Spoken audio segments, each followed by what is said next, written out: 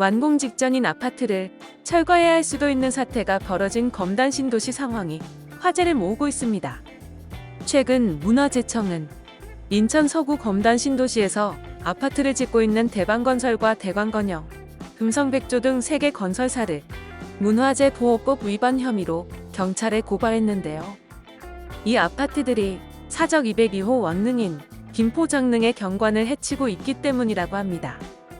김포장릉은 조선 선조의 5째 아들이자 인조의 아버지인 원종과 인원왕후 구씨의 능으로 같은 언덕의 왕과 왕비의 봉분을 나란히 조성한 쌍릉 형식으로 지어진 능인데요. 지난 13일 인터넷 언론 땅짓고의 보도에 따르면 문화재청은 대방건설과 대광건영, 금성백조에 대해 허가 절차를 어기고 왕릉 근처에 건축물을 지었다는 이유로 경찰에 고발함으로써 공사를 중단시킨 것으로 알려졌습니다. 이 건설사들이 짓고 있는 아파트의 규모는 세계 단지 아파트 3,000여 가구인데요. 땅짓고에 따르면 허가받지 않은 아파트는 대방건설의 디에트르 에듀포레힐, 대광건영의 대광노제비앙, 금성백조의 예미지 트리플레듀라고 합니다. 이 아파트들의 입주 예정월은 각각 내년 6월에서 9월로 현재 모두 꼭대기층까지 골조가 건설된 상태인데요.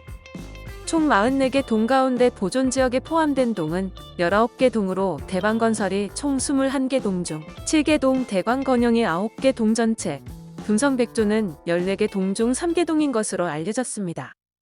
문화재청은 이 단지들이 왕릉의 조망을 해친다는 점을 문제 삼고 있는데요. 아파트 건물이 높기도 하지만 동 위치도 왕릉 조망을 가리고 있다는 것입니다. 앞서 장릉 쪽으로 200m 더 가까운 곳에 지어진 장릉 삼성 쉐르빌 아파트의 경우 문화재청 허가를 받아 2002년 준공했는데요.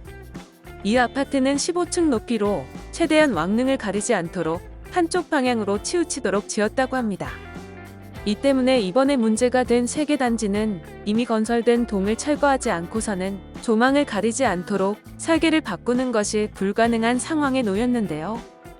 건설사들은 아파트 용지를 매각한 인천도시공사가 택지 개발에 대한 문화재 현상 변경 허가를 신청했고 당시 허가가 났다는 이유로 억울하다는 입장을 보이고 있으나 문화재청은 신청서에 택지 개발에 대한 내용만 적혀 있었을 뿐 아파트 건설의 필수적인 설계도, 이면도, 배치도, 건설사 이름 등에 대한 사항이 제출되지 않았다면서 마땅한 조치라는 입장을 보이고 있다고 합니다.